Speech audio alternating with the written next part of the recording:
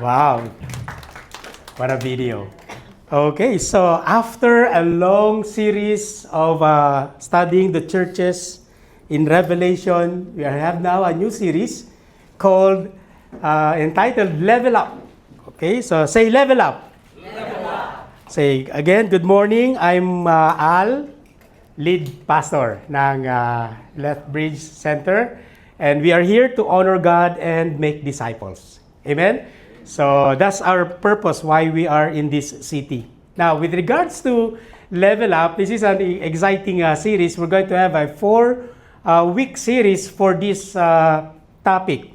Okay, the objective, okay, let me share to you our objective of this series.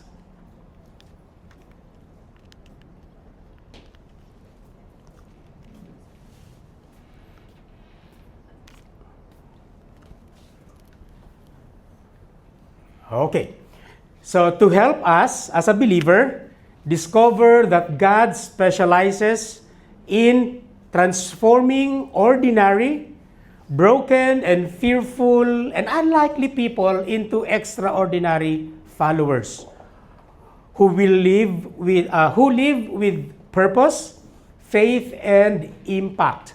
So this is the focus of our series. Through these biblical stories, participants will be challenged us, okay? We will be challenged to embrace God's invitation to grow, change, and step into His calling. We are ordinary people. When we came to know the Lord, we became extraordinary. Not that we have the superpower, but the Holy Spirit is in us who gives us the power to break every barrier that hinders us to level up. Okay? So now the main idea of this series is that a genuine encounter with Jesus transforms ordinary people into extraordinary disciples by changing their identity, priorities, character, purpose, and influence. Because it changed them, their influence became broader. So having an extraordinary life is the result of an extraordinary God transforming ordinary people. Again, as I said, we are ordinary people. The way we see ourselves, we are ordinary. Who among us, before coming to know the Lord, you are an extraordinary person? I'm different. Yes, you're different, but is there something extraordinary about you? Perhaps some of us were shy type, silent type, and as if we cannot, he said, you cannot break a glass or a plate because it's plastic. No, you cannot break something because you're so silent, you're so quiet. But when you came to know the Lord, something happened in your life. Wow. Before I have a stage fright. Okay, the stage is afraid of me. Okay, I cannot face people, I cannot talk to people, but something extraordinary happened to me. Well, our topic, Level Up, okay, came from a video game. So who plays video game here? Okay, Galaga, Pac-Man. Okay.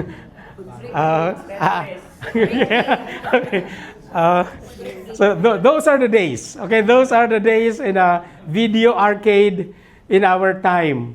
Okay, in the 80s, it became popular. Okay, so 80s, late 70s, it became popular. There is a mall in Manila, was so popular because of this video arcade. It's called Harrison Plaza.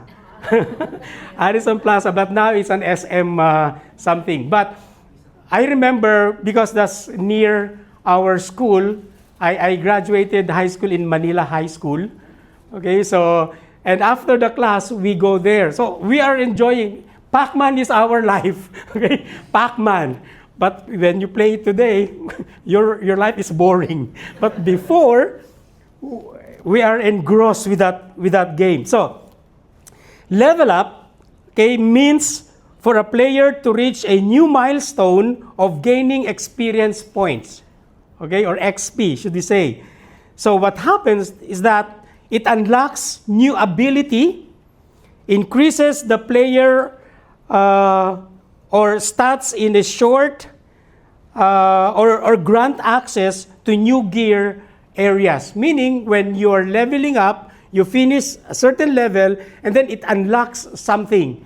And the excitement, the adrenaline is getting high.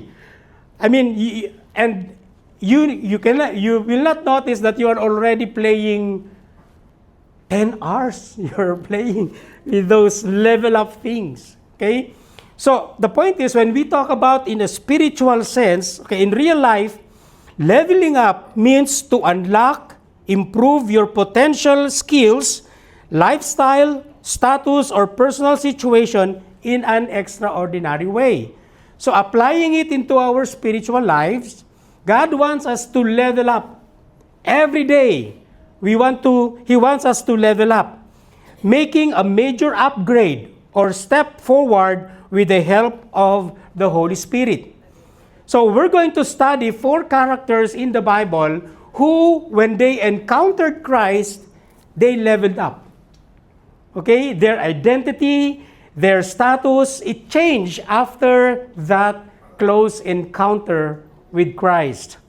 Okay, so we're going to study, again, 4 characters. The Samaritan woman, Gideon in Judges chapter 6. Okay, the next is Zacchaeus. Okay, we know Zacchaeus from time to time. We are mentioning him in our preaching. And Saul or Paul. Okay, his testimony or his encounter happened in Acts chapter 9. So, this will be our main topic. So I really encourage you to at least have a preview of their story. Go to the references that I have given you. Okay, for Gideon, it's Judges chapter 6, Zacchaeus in Luke chapter 19, and Saul turned to Paul in Acts chapter 9. And have a personal revelation. Before you hear somebody preach the word, have a personal revelation, understanding who the characters are and how they encountered the Lord and changed their life, we can say. So, this morning we're going to study the Samaritan woman. Okay, what is the tagline of this Samaritan woman? From shame to significance. From shame to significance. Jesus transforms our deepest wound into our greatest potential. Exciting. This is an exciting story. Let us all stand up as we read it. We're not going to read the whole story, but just the point where she encountered Jesus Christ. Okay, in John chapter 4, verse 1 to 15, when it says, "Now when Jesus learned that the Pharisees had heard that Jesus was making and baptizing more disciples than John, although Jesus himself did not baptize but only his disciples, he left Judea and departed again for Galilee." Now, I included this passage because there is importance with that. Now, in verse 4, "And he had to pass through Samaria. So he came to a town of Samaria called Sychar, near the field that Jacob had given to his son Joseph. Jacob's well was there. So Jesus, wearied as he was from his journey, was sitting beside the well. It was about the 6th hour, meaning 12 noon. A woman from Samaria came to draw. So Jesus came first, then the woman came. Jesus said to her, "Give me a drink." For his disciples had gone away into the city to buy food. The Samaritan woman said to him, "How is it that you, a Jew, ask for a drink from me, a woman of Samaria? For Jews have no dealings with Samaritans." Verse 10, Jesus answered her, "If you knew the gift of God and who it is that is saying to you, 'Give me a drink,' you would have asked him, and he would have given you living water." The woman said to him, "Sir, you have nothing to draw water with, So there's no bucket. And the well is deep. Where do you get that living water? And are you greater than our father Jacob? He gave us the well and drank from it himself, as did his sons and his livestock. Jesus said to her, everyone who drinks of this water will be thirsty again. But whoever drinks of the water that I will give him will never be thirsty again. So the water that I will give him will become in him a spring of water, welling up to eternal life. The woman said to him, Sir, give me this water so that I will not be thirsty or have to come here to draw water. So let's jump to verse 39. Many Samaritans from that town believed in him because of the woman's testimony. He told me all that I ever did. So when the Samaritans came to him, they asked him to stay with them, and he stayed there 2 days. And many more believed because of his word. Let's pray. Father, thank you for your word today. Thank you for the transformation that you gave to that Samaritan woman when she encountered you. Lord, in the same way on how we encountered you, there is a living water that we receive from you because you are offering it for free. And you have said that those who drink this water will never be thirsty again. Lord, you are indeed our satisfaction. You satisfy our longings. You satisfy our lackness. Lord, teach us today, this morning, as we receive your word. Open our hearts. In Jesus' name we pray. Amen. Can you take your seats? Okay, this is quite a Cinderella story, should I say. Okay, Cinderella story is from rags to riches. Here, from shame to significance. Something different when she encountered the Lord. So this chapter pictures the condition of the woman. A shameful condition surrounding the Samaritan woman at Jacob's well stems from a combination of many things. Now, what are the things that make her condition shameful? Okay, let me share to you insights. Okay, so this is the Samaritan woman, an encounter with Jesus. Okay, so this is why she is in a shameful condition. Okay, personal, relational history. We're going to talk about that later. Okay, her social isolation and the strict cultural boundaries in the ancient Near East. Okay, meaning it's in a former time. Okay, so let us take these points wherein we will understand why she is quite shameful of her condition. Number one is the marital history. What do we mean by that? There is a multiple marriages, or in this present situation, she is in cohabitation with another man, which is not her husband. Okay, Jesus pointed it out, but not to downgrade or degrade the woman, but to understand where she is. Okay, another one is a social rejection. Okay, she fetched water at noon so that she can avoid gossip and mockery from the people who will be fetching water at the well. So perhaps the best time to fetch water is at about 4, 5, 6, where it is no longer a scorching heat. Okay, so she rather go to that place at that time so that she will be alone to avoid the chismis, okay, the gossip of who she is. Okay, another one is a cultural and spiritual barrier, gender. Okay, so meaning you will notice that when Jesus asked her water, she said, "You being a man asking a woman." So there is a gender, what do you call that? Gender phobia or something. There is a separation. Really, when talking about man and woman. And also, as a Samaritan, her ethnicity. Don't you know that this woman is a Filipina? Yes. She came from the Visayas part. Samaritan. Okay, just kidding. Okay, so she's a Samaritan. Okay, she's a Samaritan. Okay, there is a barrier between the Jews and the Samaritan. Okay, I'll explain it later. Another one is the ritual purity. Ritual purity meaning, when talk about ritual purity, is a spiritual thing. They worship in the Mount of Gerizim in Samaria, and the Jews worship in Jerusalem. Okay, so they have nothing to do with one another. Why? Jews hate Samaritans.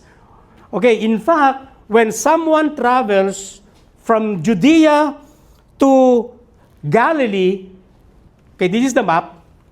Okay, from Judea to Galilee or Nazareth, they have, normally, they have to go around, okay, crossing the Jordan River, then they have to go around so that they will not pass Samaria.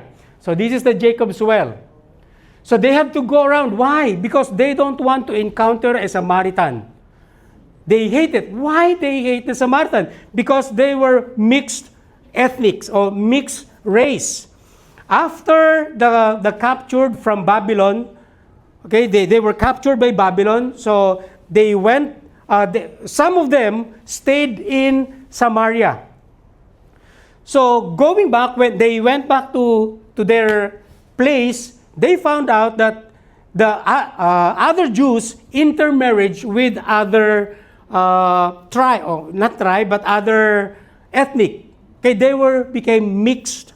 So Jews said that you being a Jew have an extramarital intermarriage with non-Jews. So that was the root of their hatred. So you are no longer Jew. You are a different race. So they hate them. Okay, so but this is what Jesus did. So from Judea, so just like what we have read, after hearing that Jesus is baptizing, actually a lot of people are believing in Christ and turning from Judaism, their religion during the time, to, should we say, Christianity. No, this is now, there is a called group The Way. Okay, they call their group The Way, meaning the follower of Christ. So then Jesus from Judea, after that news from Judea, he is going to Galilee. So he has to pass Samaria. But what he did is that, because she knew what is going to happen. There must be a divine encounter with a woman at the well, in Jacob's well. So they called it Jacob's well because Jacob was the one who dig it and became their identity as a ancestors or descendants of Jacob, becoming an Israelite. So it was preserved until then. But what Jesus did is that from Judea to Galilee, he went straight. Okay, breaking barriers. Okay, breaking barriers. Because these barriers are the ones that will separate Samaritans and the Jews. So now there is something miracle that is about to happen. Of course, in the life of the Samaritan woman. Okay, so now we can learn from the life of this Samaritan woman. Seeing ourselves, there is something we can identify with her. Okay, let me share to you 3 important lessons that we can get from the Samaritan woman encountered with Christ. Number 1, transparency opens the door to transformation. Okay, So she became transparent to Jesus. So when Jesus asked her to bring her husband, okay, so there is a dialogue between them. Now, in the more personal way, Jesus is not, the woman, because of her condition, don't want to talk about her personal life. But Jesus saw an open door for her, and open door wherein she can minister, not to condemn, but to minister to the woman's need. We know the story. She is with a man that is not her husband. But then after that, before that, she has 5 marriages, or should we say 5 husbands before. Now, we don't know what happened to those husbands. Either they're separated or they died. 5 husbands. Perhaps they died. So there is a curse. Perhaps the people is tagging her as a cursed woman. Why? Because of the husband who died. Or she's an unfortunate lady. Why? With those relationships, why is it that no one stands with her? Perhaps her situation now is a survival thing.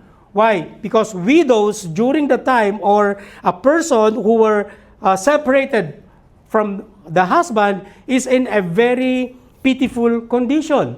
No one who will stand with her.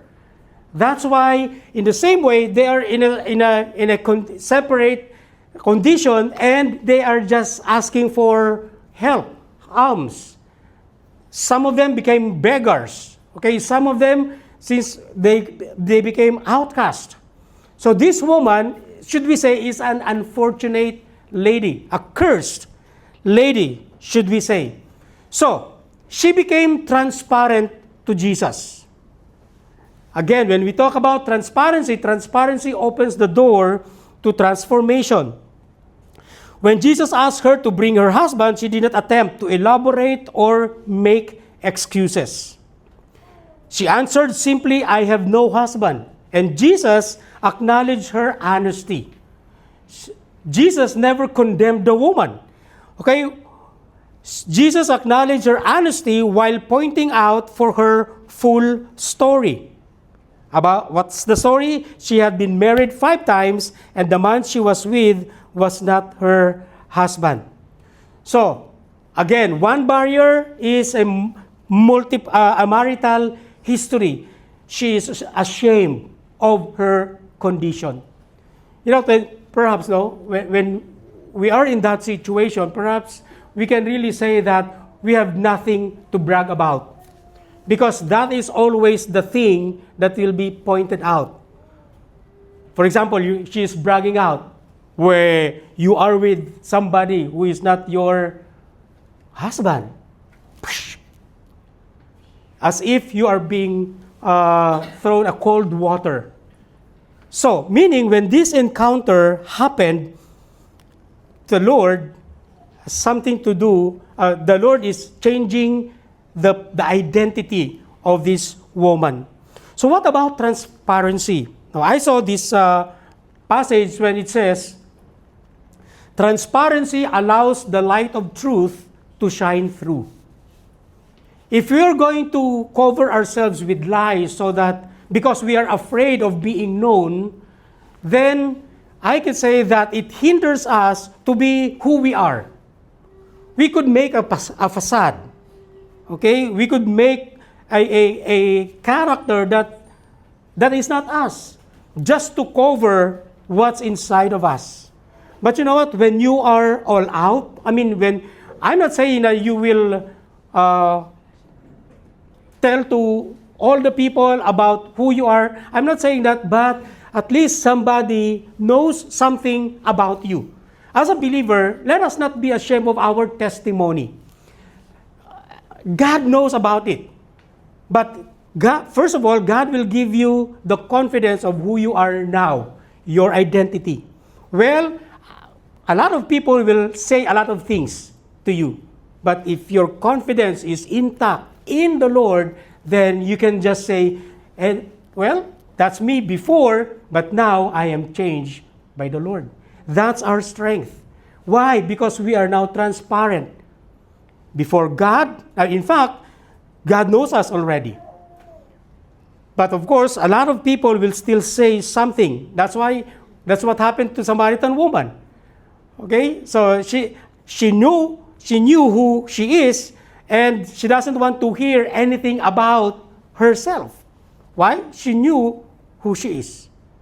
But the point is, when that encounter with the Lord changed her perspective.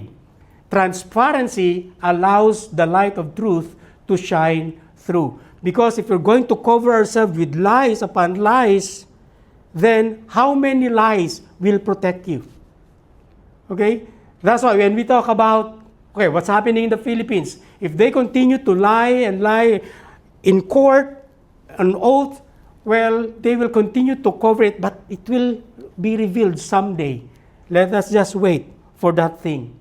Now, in James chapter 5, verse 16, it says, "Therefore, confess your sins to one another and pray for one another that you may be healed. The prayer of a righteous person has great power as it is working." So meaning when we talk about praying about what's happening to us, again, I'm not saying that you have to ask all, even your neighbor, or protect yourself still. Okay? By those who you know you can trust. Let that person minister to you because it will help you. Okay? It says there, "Therefore, confess your sin to one another and pray for one another." That's why we don't, as a believer, we don't do the confession, okay, in a box with someone who will say that, wow, he is more spiritual than me. No. We are believers. We are the Spirit of God. We have the Holy Spirit. And what we can do is to minister to that person, not to condemn. If there is a person who opened their life to us, we are not here to condemn, but we are here to minister to that person. And that brings healing. Amen? Don't be afraid, because you will be healed. It says there, "Confess your sins to one another and pray for one another that you may be healed." Healed spiritually and healed physically. Wow, that's power of prayer. That's the power from the Lord. True spiritual encounters requires dropped masks. Okay, her willingness to face the truth allowed her to recognize Jesus as a prophet and ultimately the Messiah, the Savior. Okay, the Anointed One. When we are transparent and we say, "Lord, I am full of sin, I'm weak," then that's the Lord. That's when the Lord will minister to us. So again, on a personal level, your transparency will lead to another's transformation. Wow, that's true. When you share your weaknesses, that person will be transformed. Amen. What do you mean by that? Because he saw himself in you. Okay? On how the Lord transformed you. And in the same way, it will affect her personally. Your transparency will lead to others, people, transformation. You know why we hear a lot of people who are testifying how they encountered the Lord and who they were and how they encountered the Lord, and now that they are being used by God? It inspires people. Okay, someday, that's why you are a life group. It's time for you to, share your encounter with the Lord, or share your experience. You're becoming transparent. Again, with regards to the life group, protect that person.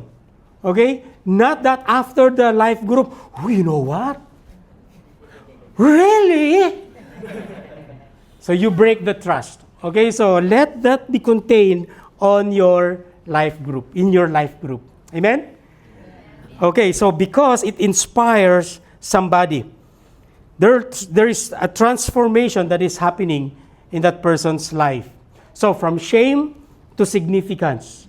Before, she is so secretive. She doesn't want to be known. But because of that encounter, transformation started. The second thing that we can learn from the Samaritan woman is this: a turn from physical needs to spiritual satisfaction. Okay? Spiritual need to physical need to spiritual satisfaction. So let's go back to her experience, the social rejection. She has to fetch water at 12 noon to avoid gossip and mockery. So the woman initially came to the well the hottest part of the day. Just like in the Philippines, the hottest part of the day is 12 noon. Here, it's not.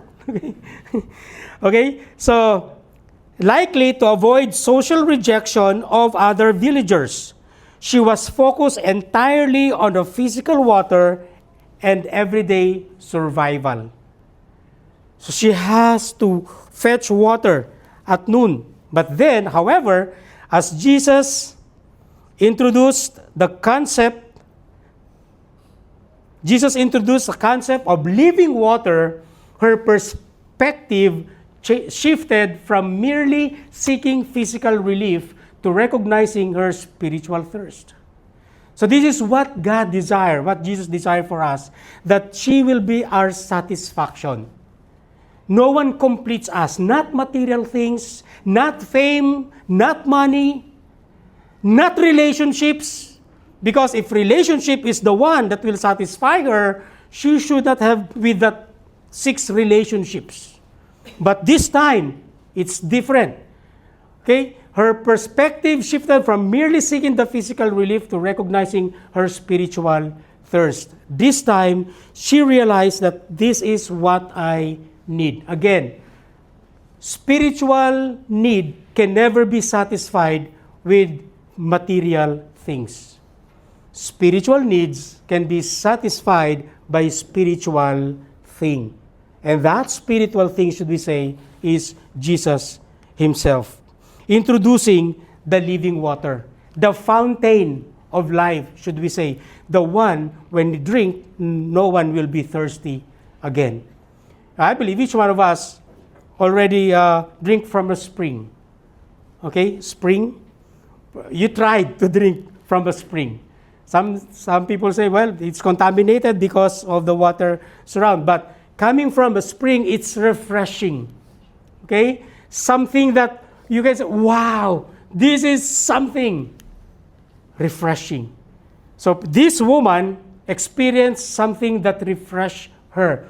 For so many years, she's been looking for satisfaction in a different location, in a different situation. But today, she is encountering the one who can satisfy her needs.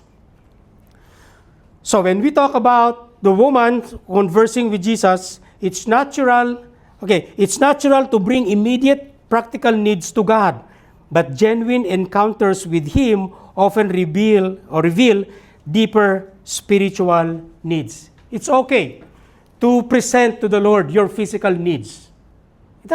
We need that. We need finances, we need health, we need material things. But more than that, we have to be satisfied with what the Lord will give to us. Okay? It is a genuine encounter with Him. Temporary solutions only quench thirst briefly, but spiritual renewal lasts. Your relationship with Christ is more important than your relationship with material things.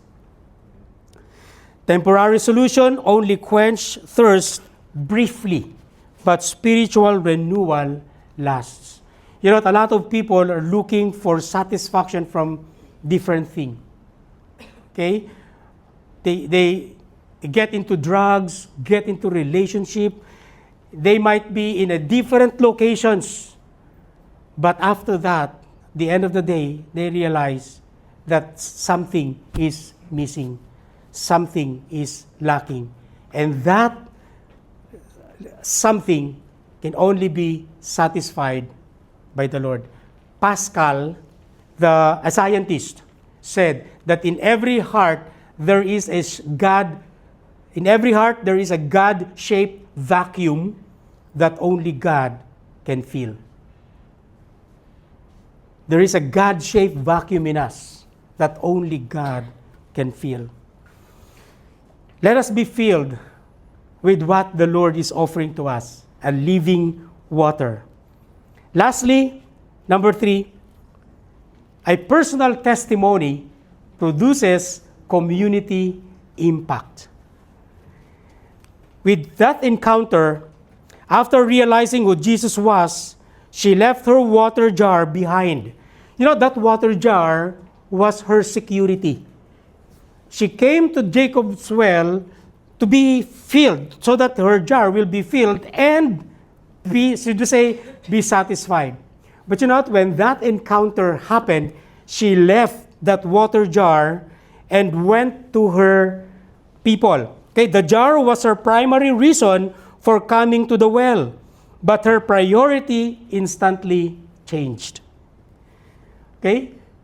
She ran back into the town, the very community that she had likely been avoiding, and invited them to come to Jesus.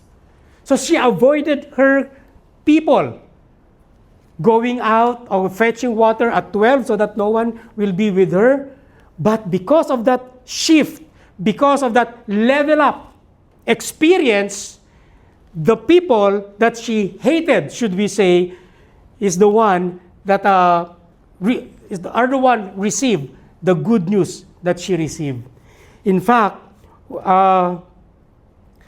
she said that, look, is he the prophet that we are waiting for? Okay, she introduced Jesus to her people. What a level up experience. From shame to significance. And in fact, they believed her testimony. That's why they went to Jesus. And Jesus stayed for 2 more days and learned from him. A transformation, a level up from this Samaritan woman. So her willingness to share a simple, authentic invitation led to many in her town believing in Jesus themselves.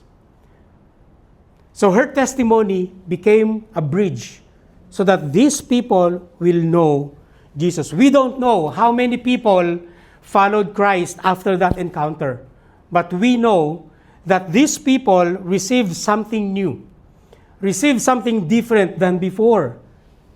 And when Jesus stayed with them and teach them, I believe this is another encounter with them. Perhaps we can see them at the foot of the cross. They knew that this person is the anointed one, the Messiah, who gave a new perspective, a new life for them.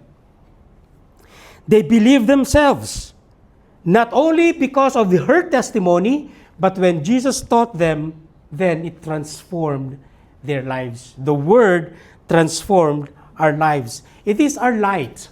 Okay, Psalm 119 verse 103 says, "Your word is a lamp unto my feet and a guide unto our path." So that's the most important thing that we need to understand as far as the Word of God is concerned.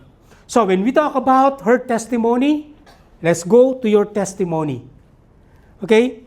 Never underestimate the power of your testimony, the power of your encounter with the Lord, the power of how the Lord changed you, changed your perspective. Yes, you are not perfect yet, but you are growing in the knowledge and the grace of Christ. So that's the goal of Christianity, not perfection, but progress.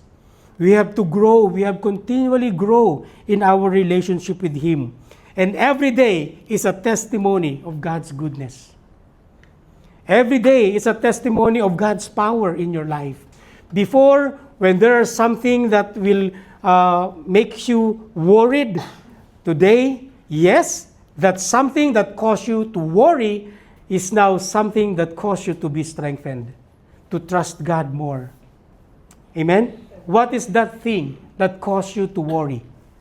This time, trust God more. We know Proverbs chapter 3, verse 4 and 5.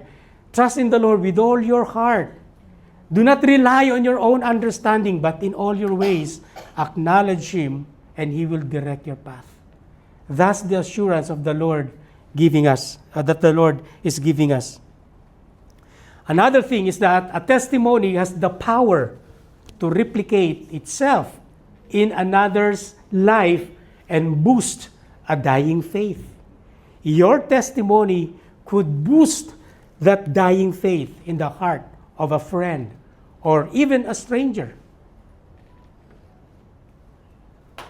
So I believe God will use each and every one of us. Our testimony, you know what? We don't have a same testimonies. Okay? We might have the same needs, but our experience with the Lord is much, much different. We don't have the same experience with the Lord, but those things can be used so that our shame will be gone and the significance that the Lord is preparing for us will be received. You are a significant person in the eyes of God. Don't look at yourself. Seems that you can't do anything. Look at yourself as the way God looks at you. Your identity is much different than before. Amen? And those experiences can be used by God so that people will be strengthened. As I close, okay, this, you have heard this saying, only God can turn a mess into a message, a test into a testimony, a trial into a triumph, and a victim into a victory. Amen? Perhaps you can, looking back, looking at your past as if you are hopeless. You are a hopeless case. I am a hopeless case. I thought I will die young. Okay? Because I'm useless. I'm empty. Well, good thing I have no suicidal thoughts. But I just thought that I'm useless. I'm empty. But when that encounter in February 8th of 1985 changed my perspective, changed my the way I look at myself. Okay? So, and since then, yes, there are ups and downs, challenges, but praise God, until now, the grace of God is still at work. In the same way, the grace of the Lord is at work in your life. Amen? You are not a victim. You are a victor in the eyes of God. Your tests is now your testimony. Your mess, you are not a perfect person. You are a mess. But there's a message on those things. Like the Samaritan woman, as I close, when she encountered Jesus, she became a different person. In fact, she became an evangelist. Okay?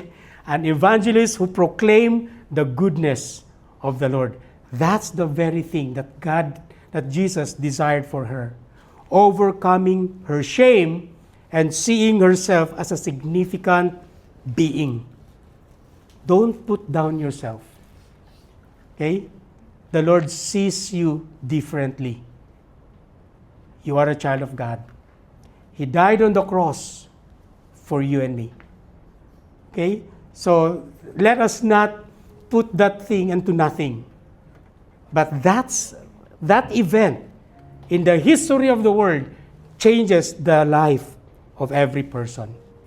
To those who will put their trust in the Lord, to those who believe in Him, who will not perish but have everlasting life. From shame, that's who we are, to significance, that's who we are now. You are significant in the eyes of God. Amen? Praise God. Let's pray. Father, thank you for giving your Son to us as a living water. And you promised and you said in your word that those who are thirsty, if we drink that living water, we will never be thirsty again. The world cannot satisfy our longing. You alone can satisfy us, because that's the living water. And we realize, Lord God, that on that cross, when you say, I thirst, that is the very same time, at 12 noon, you confirm to the Samaritan woman that you are the living water. At 12 noon, the same time of that crucifixion, you said, I thirst.